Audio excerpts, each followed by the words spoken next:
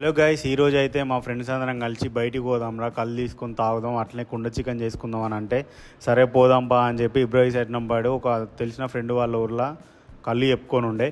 సరే అని చెప్పి ఇక బైక్ల పైన స్టార్ట్ అయినాం మా ఫ్రెండ్స్ అందరం కలిసి. పోతున్న అయితే వెదర్ అసలు మస్తు అనిపించింది, ఎందుకంటే అసలు ఇబ్రాహీంపట్నం సైడ్ నేను ఎప్పుడు రాలే. ఆ చెట్లు అది ఇది అయితే మస్తు అనిపించుండే. ఆ రైడ్ అంతా రోడ్లు అదంతా నాకు ఎప్పుడు రాలేదు. మేము చాలా రోజుల తర్వాత ఇట్లా బయటికి పోయినాం. ఎప్పుడు పార్టీస్ అన్నీ హైదరాబాద్లో అవుతుండే, కానీ ఒక్కసారి బయటికి పోదాం అనేసరికి మాకైతే మంచిగా అనిపించుండే. సరే అని చెప్పి బండ్లు వేసుకొని స్టార్ట్ అయినాం. వెదర్ కూడా బాగుంది ఇవాళ, ఎందుకంటే అసలు ఎండ లేదు, అట్లని వాన లేదు, పొడి పొడిగా ఉన్నది. సో మంచిగా అనిపించుండే. మా ఫ్రెండ్స్ గాడైతే ఫుల్ జోష్లు ఉన్నాడు. నాకు తెలిసి మావా, నీకున్నంత గుద్ద బలుపు మన ఏరియాలో ఎవడకుండదురా. అంత గుద్ద బలిపోయిందిరా బాబు.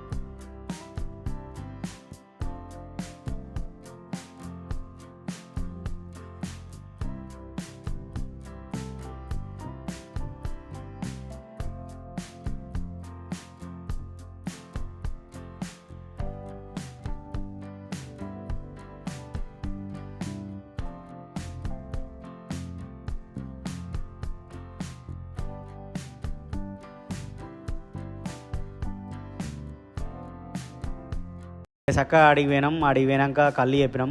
కళ్ళు చెప్పినాక ఇక తాగుతున్న తర్వాత ఇక సరే అని చెప్పి కొంచెం ఒక 2-3 బాటిల్ పట్టిన తర్వాత ఇక కుండ చికెన్ చేసుకుందాం రా అని చెప్పి ఫిక్స్ అయి ఉండే.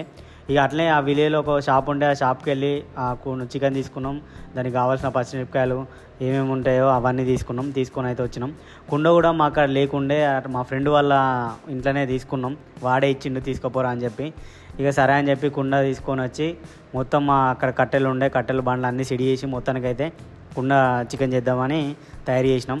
తర్వాత ఏం చేసినాం, ఇక కుండ వాటర్ కోసం అని చెప్పి చికెన్ కడుగుదామని అక్కడ బోర్ ఉంటుండే. ఆ బోర్ కడిగి చికెన్ కడుగుతుంటే మొత్తం నూరు వస్తుంది. ఎందుకో ఆ నీళ్ళు మరి అది బోర్ కాబట్టి అట్లా వస్తుంది అనుకున్నాం. సరే ఇక మాకు వేరే ఆప్షన్ లేక అక్కడే ఉంటుండే.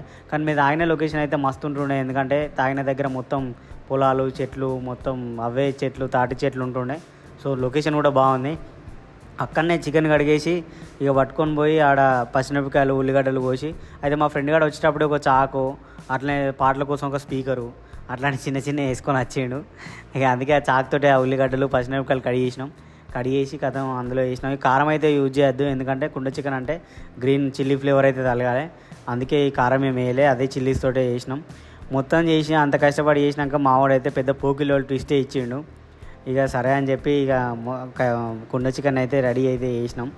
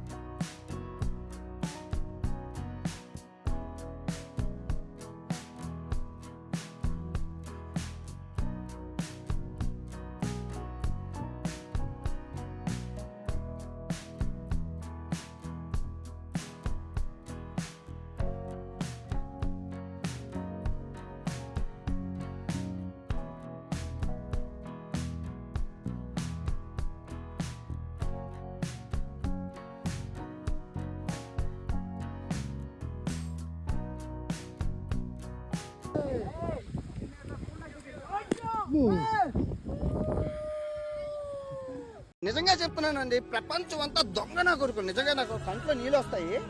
దొంగ నా కొడుకులండి, దొంగ. ఎవరిని నమ్మడానికి వీల్లేదు.